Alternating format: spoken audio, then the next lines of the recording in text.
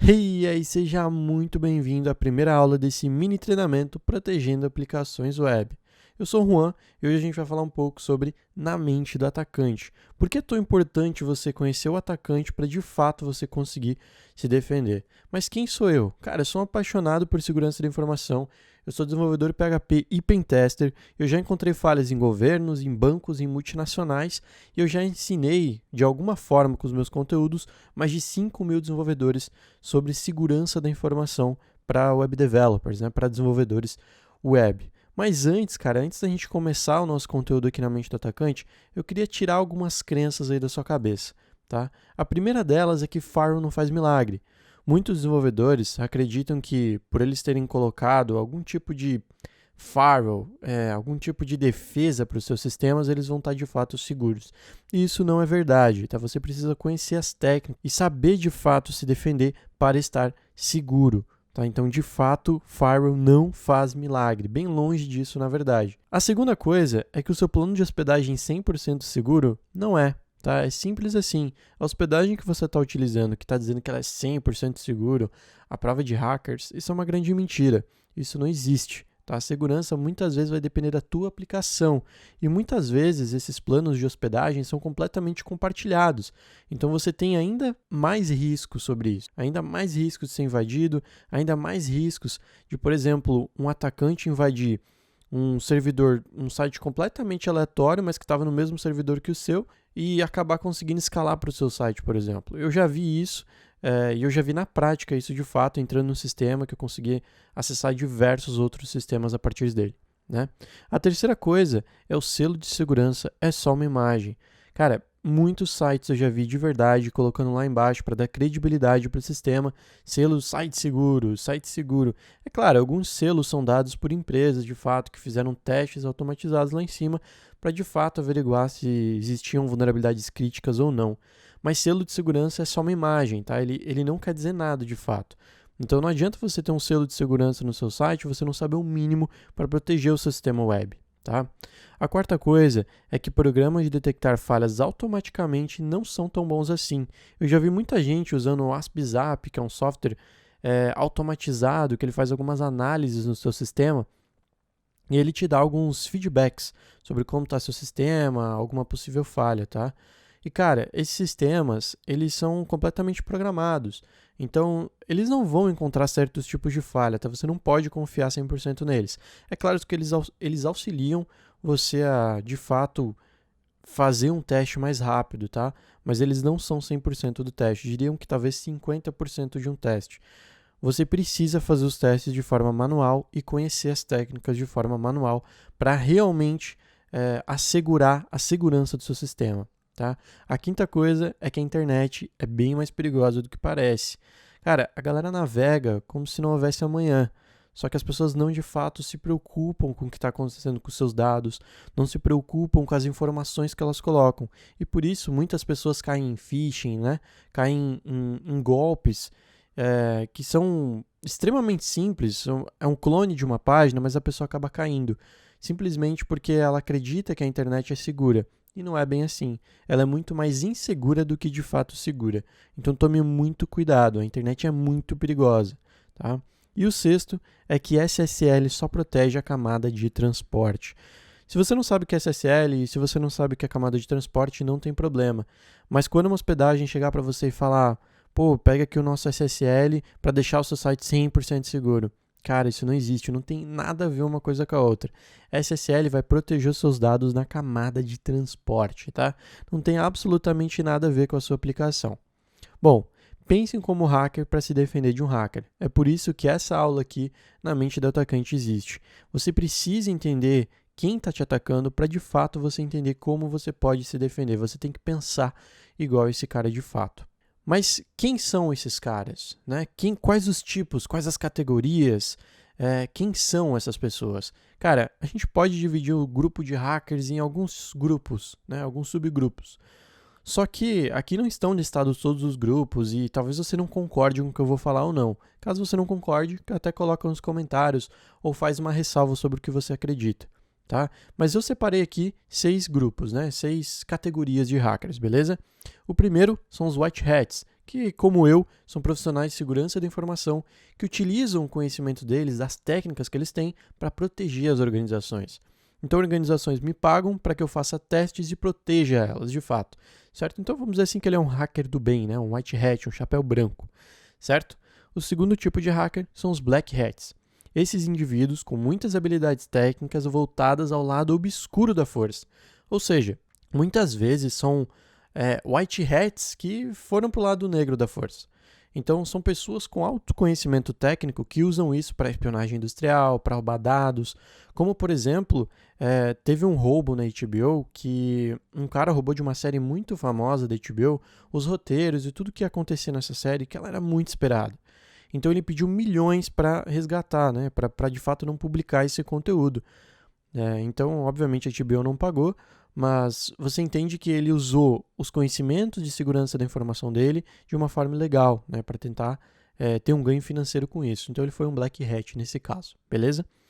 O próximo categoria são script kiddies, tá? Normalmente, cara, são adolescentes, aquelas crianças que procuram no YouTube como hackear sites e esse tipo de coisa.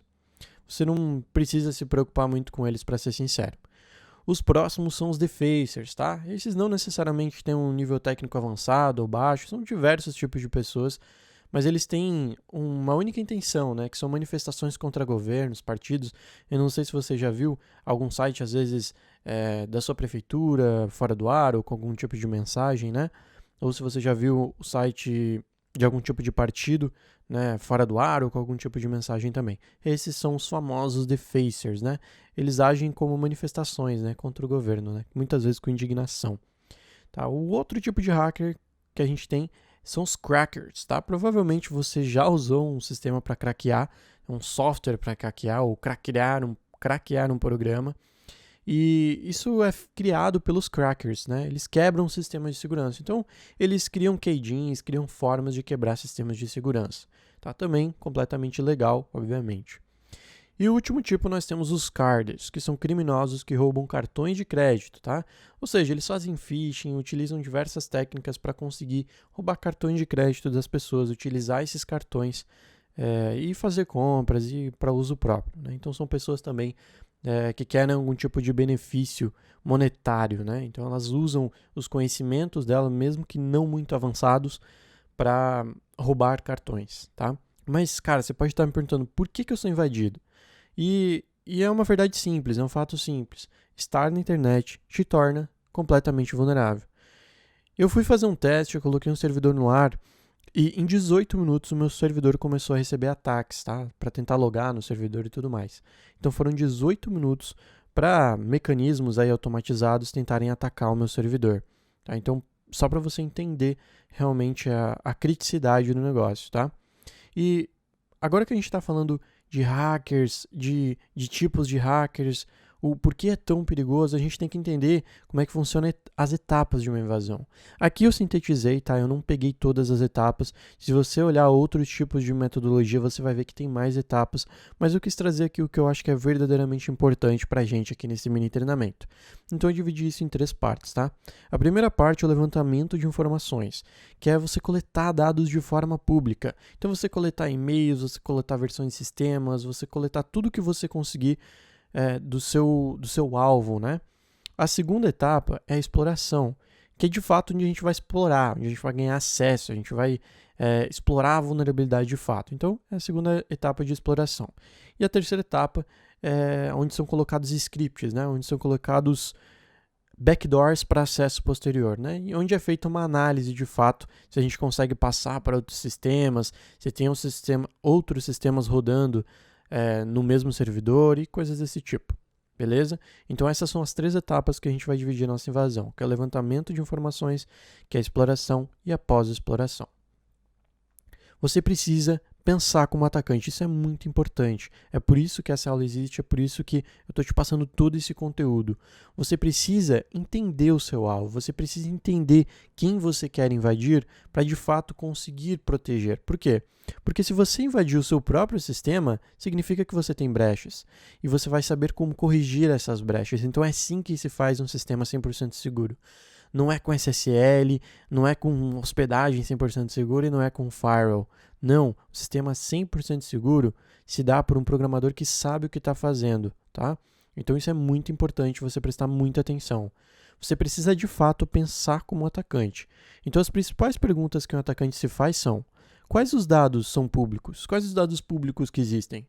Ou seja, o que eu consigo coletar? Telefones, e-mails, nomes, pessoas que trabalham nesses locais. O que eu consigo coletar dessas informações? Quais os sistemas e versões que estão rodando?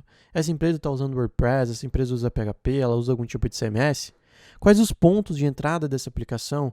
Onde é que eu consigo, quais os inputs? Onde é que eu consigo botar nome? Tem uma área de login? Não tem? E quais os arquivos e diretórios que eu tenho acesso? Ou seja, eu consigo acessar algum diretório que eu não deveria, por exemplo?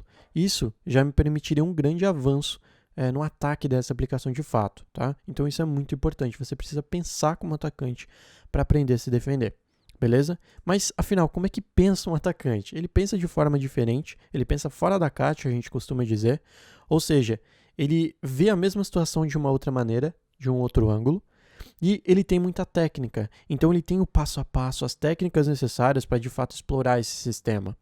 Então, esses dois mundos, o pensar diferente e a técnica, é que de fato fazem você conseguir proteger suas aplicações. Por quê? Porque você pensa como um atacante e você de fato consegue eliminar todos os vetores de ataque que existiriam. Então, dessa forma, você consegue uma segurança muito maior nos seus sistemas, beleza? Cara, eu só realmente queria te passar aqui o quão é importante você pensar como atacante. O quão é importante você entender que existem tipos de atacante, que existem formas, um passo a passo para que você ataque um sistema e que é muito importante você entender como atacar para se defender. Isso é muito importante. Acho que dessa aula é isso que você tem que levar para você, que essa parte é muito importante, você entender que você tem que atacar para de fato se defender. E o que a gente vai ver na próxima aula? Bom, na próxima aula a gente vai ver um pouco sobre como coletar informações de forma pública, né? E-mails, telefones, servidor, o que está rodando, o que não está, quais as ferramentas a gente tem que usar. Então na próxima aula a gente vai ver tudo isso, tá? Essa aula vai ser disponibilizada amanhã para você, vai amanhã um e-mail para você no seu e-mail, que vai ser disponibilizada essa aula para você acessar. Eu espero que você tenha gostado desse conteúdo.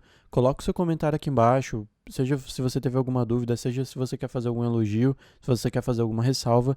Cara, se você tiver alguma dúvida, pelo amor de Deus, vá lá no @CodeSecOficial e me manda um direct. Não precisa ter vergonha, eu vou adorar trocar uma ideia contigo.